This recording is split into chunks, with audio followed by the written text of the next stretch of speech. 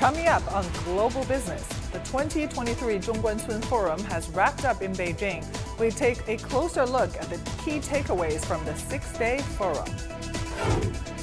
U.S. President Joe Biden and House Speaker Kevin McCarthy have come to an agreement on the U.S. debt ceiling and will seek approval from the Congress for the same. In our new series, Small Business, Big Deal, we show you how ordinary individuals in China can run successful small businesses and contribute to overall economic growth. From CGTN headquarters in Beijing, this is Global Business. I'm Michelle Vandenberg. The six-day Zhongguancun Forum closes in Beijing today. The Global Forum attracted guests from more than 80 countries and regions, as well as nearly 200 foreign governmental departments, international organizations, and institutions. Over 150 events were staged, including conferences, exhibitions, competitions, and publications of science and tech achievements. For the first time, the forum included a parallel session highlighting women's role in the tech industry. Over 650 enterprises and institutions from across the world showcased their cutting-edge technology innovations at the exhibitions. A series of science and tech achievements, research reports, and plans for major international cooperation projects were also released at the forum. Since its inception in 2007, 13 iterations of the Zhongguancun Forum have been held.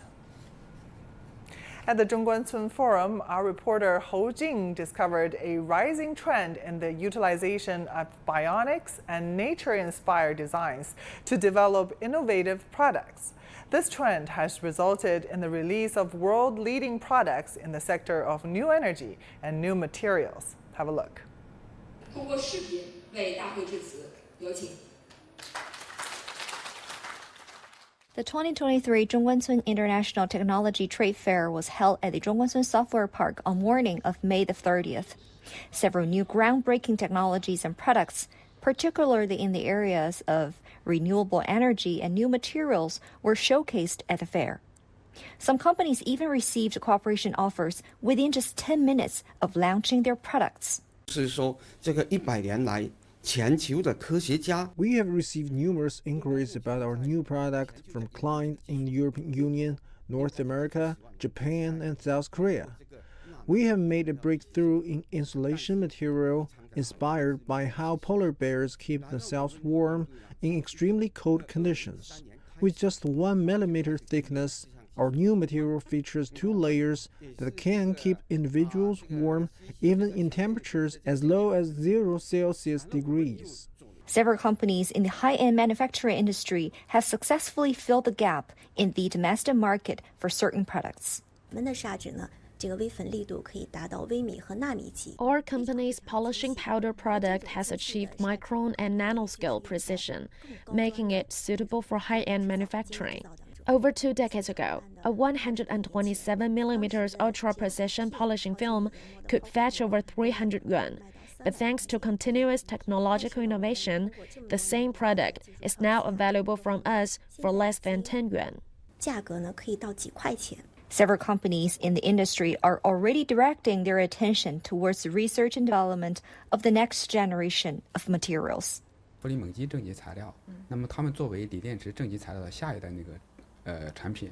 Lithium-rich manganese-based positive electrode materials are the next generation of materials for lithium batteries, offering significantly higher energy density than existing materials, with a ratio of about 1 to 2-fold. Moreover, manganese reserves are relatively abundant globally, including in China. All the guests I interviewed today are old friends of Zhongguancun Forum, and they all expressed their gratitude to the forum as it provides an open platform for them to discuss ideas in their fields and exchange information with attendees in their fields to spark innovative ideas and can very quickly reach global clients. I believe all of them just vividly showcase the theme of this year's forum, open cooperation for a shared future. Hou Jing, CGTN in Beijing. China's Ministry of Science and Technology said that the number of science and technology workers in the country has reached over 6 million, which is the largest in the world. May 30th marked the 7th National Science and Technology Workers' Day in China, bringing attention to the country's achievements in scientific and technological advancements. Over the past decade, China has experienced significant improvements in scientific power, including an increase in R&D investment from 1 to 3 trillion yuan between 2012 and 2022. On top of that, in 2022, China's Innovation Index ranks 11th globally, and there has been a significant rise in the value of technology contract transactions from 600 billion yuan to 4.8 trillion yuan. Meanwhile, one of the emerging sci-tech clusters in Shanghai, the Grand Neo Bay Sci-Tech Innovation Park, has proved a magnet for high-quality talent like these, and they're looking for more. Zhang Shixuan has the story. Brain-computer integration, one of the most active research directions in the field of brain science and artificial intelligence, has just been named as a future strategic industry by the city of Shanghai. But the wave of entrepreneurship the field needs is nothing new. In 2016, a group of students and teachers from Shanghai Jiaotong University turned their research achievements into this company in the Grand Neo Bay area. That was just 1 year after the construction of the area began next to Shanghai Jiaotong University's Minhang campus. 7 years later, that startup team is now 6 times its original size, thanks to its internal growth and also to support from the Bay Area government. We enjoyed a rent reduction, as startups from Jiaotong University can get a 50% cut in rent for the first 3 years.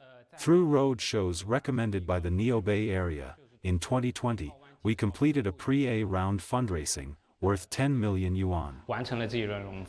The Sci-Tech Innovation Park has now gradually taken shape as a 17 square kilometer area that encircles the Minhang campuses of Shanghai Jiaotong University and East China Normal University.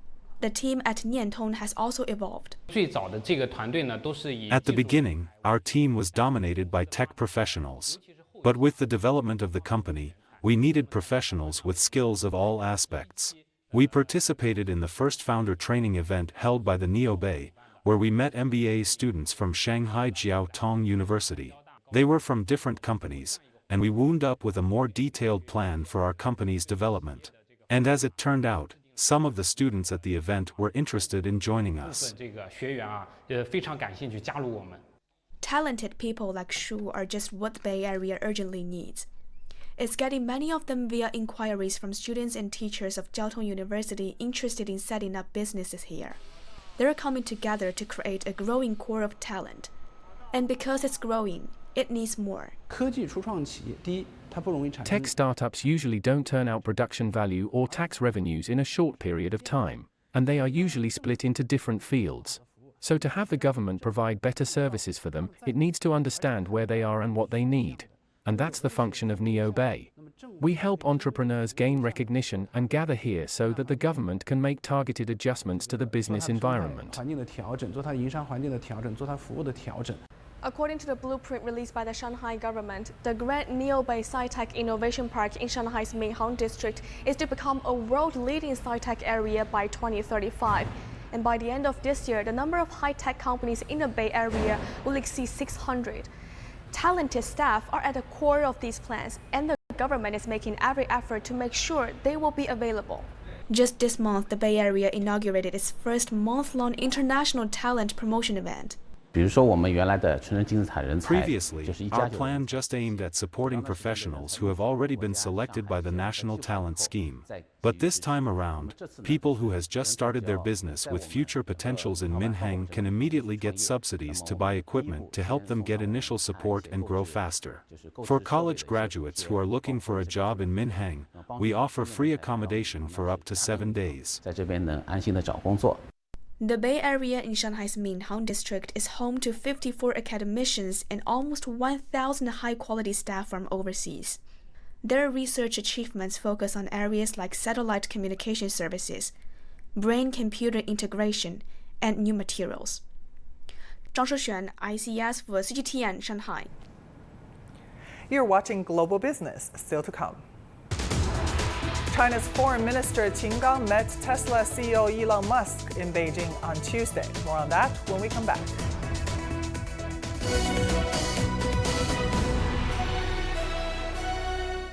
The world economy as we know it is about to change. Global business reports highlight emerging markets, developing countries, and dynamic sectors worldwide. We feature top analysts and newsmakers to provide perspectives on every facet of business. From an on-the-ground perspective, we provide you with balanced and objective assessments. Fast, sharp, and insightful.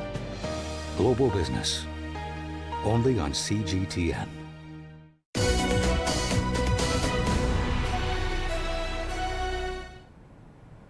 China's Foreign Minister Qin Gang met with Tesla CEO Elon Musk in Beijing on Tuesday, according to the ministry.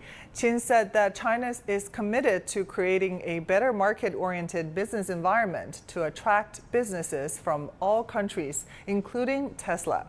Musk, head of the leading U.S. electric vehicle maker, said that he is willing to expand the company's business in China and there should be no U.S.-China decoupling. Qin made an analogy when referring to China-U.S. relations, saying that it's important to get the steering wheel right and know when to step on the brakes in order to avoid dangerous driving. And it's equally important to step on the gas for win-win cooperation.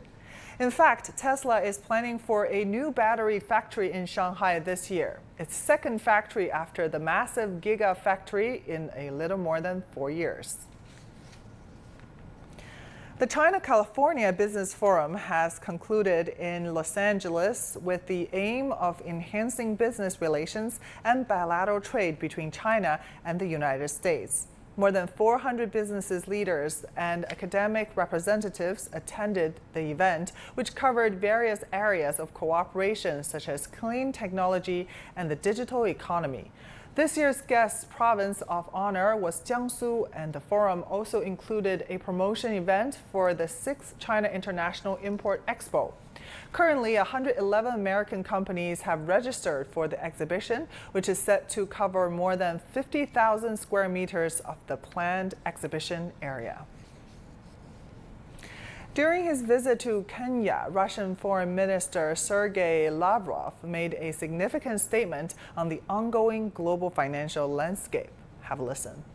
Это объективный процесс, он будет набирать темпы. I believe that de-dollarization is the trend going forward. This is the future. Using domestic currencies for trade settlements helps promote global trade and economic recovery, especially regarding investment. More countries will vote for such options and matters becoming more practical. Lavrov noted that the de-dollarization trend is accelerating worldwide, with more countries adopting currencies other than the US dollar. He further stated that Russia has been increasing its use of domestic currencies for trade settlements with its major trading partners, including China. This shift away from the greenback marks a paradigm change towards utilizing alternative currencies and is a testament to the changing dynamics of the global economy. The global trend of de-dollarization and the establishment of an Asian monetary fund as an alternative to Western-led institutions like the World Bank and IMF is gaining momentum. Malaysia's Prime Minister Anwar Ibrahim has been advocating for these measures since he was finance minister in the late 90s. Now, amid concerns about the U.S. economy, political situation, and its massive debt, Anwar is spearheading renewed efforts to address the regional impact. Reporting from Kuala Lumpur, here's Ryan Melzer. On his recent visit to China and to Indonesia for the ASEAN summit, Malaysian Prime Minister Anwar Ibrahim voiced support for reducing reliance on the US dollar and establishing an Asian monetary fund. His suggestions were welcomed by China, some Southeast Asian countries, and economists such as Ye Kim Leng, an advisor to Malaysia's Prime Minister. I think the Asian Monetary Fund, we are looking at creating some kind of regional interdependency and support for one another in the event of another major crisis, especially a financial crisis. And was of the view that some of the interventions needed in ASEAN in particular, but also around Asia as a whole, are different to the prescriptions that come from the IMF and the World Bank. And he's had that view for a long time. And I tend to agree with him on that. There is a sort of Washington consensus on economic intervention, and it's not always effective in this part of the world. Malaysia is moving to try to conduct more of its trade in local currencies rather than the US dollar. It's already doing so with India, and it's creating a platform to conduct its massive trade with China in either renminbi or ringgit. The challenge for the country now is to actually encourage the traders and the exporters and importers to actually make use of those facilities and trade using either the ringgit or the renminbi as the currency for payment and settlement. Such de-dollarization has long been mooted. The difference between the discussions in the past and where we are now is that these discussions are actually delivering changes. Trade is now actually moving into bilateral currencies. I think also the geopolitical situation is different now. The growing dominance of China and the Belt and Road in particular has changed the economic landscape now to how it was 10 or 20 years ago. So all of these things do make a difference. And economists say that worries over the US economy and debt levels will only strengthen the calls of people like Anwar for de-dollarization and the creation of an Asian monetary fund. Ryan Meltzer, CGTN, Kuala Lumpur.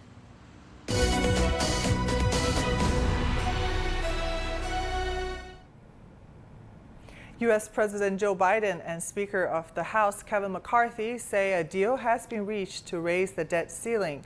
Now they have to convince rank-and-file lawmakers to back the deal in time to head off a U.S. government default. CGTN's Jim Spellman reports. Over the weekend, Speaker of the House Republican Kevin McCarthy and U.S. President Joe Biden, a Democrat, say they've reached a deal in principle to raise the debt ceiling. It takes the threat of catastrophic default off the table, protects our hard-earned and historic economic recovery, and the agreement also represents a compromise, which means no one got everything they want. But that's the responsibility of governing. The deal raises the debt ceiling into 2025, past next year's elections. That was the president's primary goal. In exchange, Republicans secured caps on federal spending and expansion of work requirements for some social safety net programs. Not as much as Republicans had hoped for, but enough to brag about. But I believe this is an agreement in principle that's worthy of the American people. It has historic reductions in spending, consequential reforms that will lift people out of poverty into the workforce, rein in government overreach. There are no new taxes, no new government programs. Now each side must convince their own members to back the bill. The more extreme members of both parties have expressed skepticism, but the leaders hope to get the deal passed even if their members don't love it. Overwhelmingly, Republicans in this conference are going to support the deal. Passage is highly likely, I would put it that way.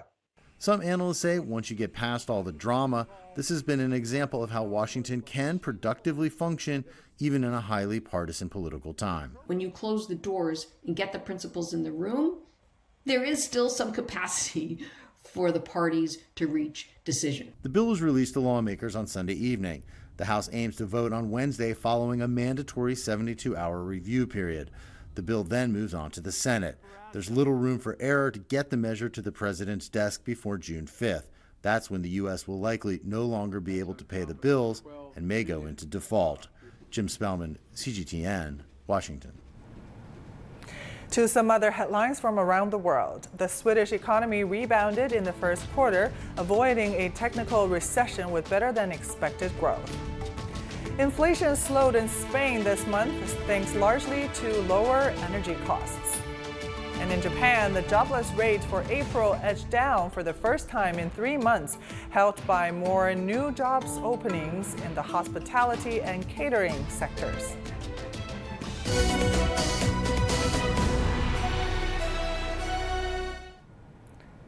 The biggest media group in China has announced a new agreement with one of the country's top universities to better promote Chinese stories on the global stage. Lu Sirui has the details from the ceremony held in the Chinese capital of Beijing on Tuesday. a new research institute to further strengthen China's voice on the global stage. The New Era International Communication Research Institute is supported by both China Media Group, the country's biggest state media organization, and the parent company of CGTN, and Renmin University of China, one of the country's top academic institutions. The agreement will see both sides contribute their expertise with the goal of better promoting Chinese stories to a global audience. 是推动国际传播理论与实践 The establishment of the New Era International Communication Research Institute is a new measure taken to implement the important speech by President Xi Jinping. It's an example of strong collaboration to promote the integration of international communications theory, and it's also a bilateral effort of both CMG and Renmin University of China. A strategic cooperation agreement has also been signed by CGTN, the major international communications platform of CMG and the university. The two also published their first collaborative survey on the international community's impressions of China. Academics and experts across the globe also sent congratulatory videos to mark the inauguration. 适应新时代国际传播需要的专门人才队伍。 The institute will gather top talent and resources from around the world through innovative approaches, aiming to create a comprehensive platform that integrates theoretical research, cultivates talent, and promotes practical explorations. It will become an international communications and innovation hub that serves the country and radiates globally. President Xi Jinping has been emphasizing the need for China to tell its own narrative on global stage and to interpreting its practice with its own theories. And officials believe that the cooperation between the media and academic institutions would further boost China's global influence and developing a voice that matches with China's national strength and international status. Lu Sirui, CGTN, Beijing. Today marks the first episode of our new series, Small Business, Big Deal. The development of small businesses play a crucial role in promoting employment, expanding consumption, enhancing economic vitality, and improving the livelihoods of people. Through this series, we aim to showcase how ordinary individuals in China can run successful small businesses and contribute to overall economic growth. In today's episode, we'll take you to a barbershop located in the hutongs of Beijing to learn their strategies for success. Now, small businesses play a crucial role in China's market-oriented economy, providing day-to-day services to local communities and generating employment opportunities. For many business owners in China, entrepreneurship is a means of pursuing their passion and make a living on their own terms. In this program, we'll meet a hairstylist who has successfully operated a small salon in downtown Beijing for over a decade and hear about his experiences as a small business owner in China.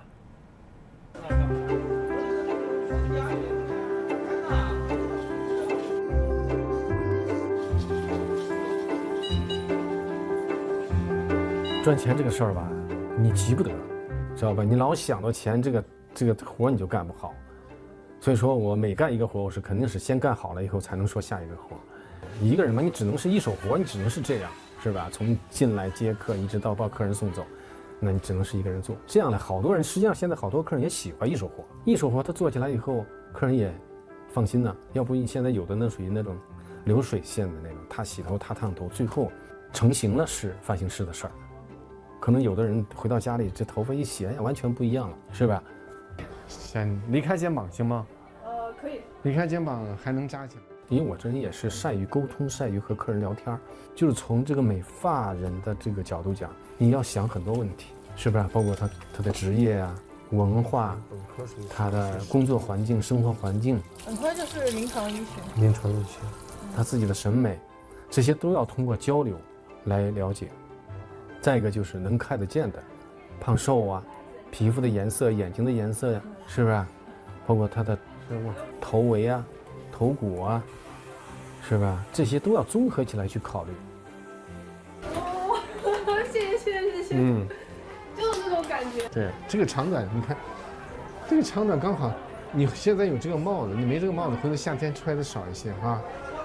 它这个长短就非常好，再加你的身高，这种感觉就很舒服，看上去。非常好，这种第一次剪短发的感觉太棒了。我之前就一直下不了决心剪短发。是吧？您现在还是说之前的？ 100，长发是100。做了这么多年，其实更多的是在这个技术方面啊，还是自己不断的学习。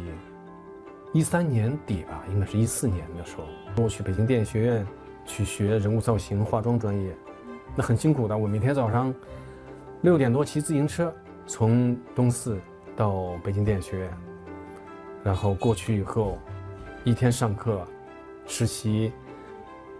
下课以后4、5点钟了就，我再骑车回到店里再工作，一直工作到11、12点。因为有些客人他在等你，那没办法。但是你人就是工作，你还要不断的去学习，只有学习你才能更好的去服务于客人。你把客人就是服务好了以后吧，客人们也会一传十，十传百，互相带客人过来。也有很多客人在一起聊天，都成朋友了。你们认识多长时间了？我们啊，10多年了吧。反正我剪头就爱剪，他有时候他出去跟剧组走，我就剪不了，我只能外边凑合。我1星期剪1回，必须的，他给我设计，跟老师的手艺好。你想想，他经常给那些出镜的演员做头，你想想是吧？不一样，眼光什么的各方面是吧？都不一样。我觉得有时候最好的老师反而是客人，那么你从他的那个要求上面，你就能学到东西。这个是我体会比较深的。这是旗头，我不知道你穿衣服的风格是什么？我干活没有任何话术，没有什么套路，我属于纯粹剪发，没有废话。好，客气。辛苦你了。这边老师就也和外面托尼老师不太一样，就自带一种艺术气质，很像艺术家，感觉就老师很细致，活很细，然后也技术特别好，做出来的发型就很满意。我一个人拳打卧牛之地是吧？自己的小平台不挺好的？自己有时候还能就是没活的时候放松放松啊，什么都挺好的。就是把更多的时间都利用起来吧。我觉得更多的还是要多学东西。你只要是坚持去做，我觉得这件事儿，你用心去对待的，还是有效果。And that will do it for this edition of Global Business here on CGTN. I'm Misha Vandenberg in Beijing. Thank you for watching. Bye for now.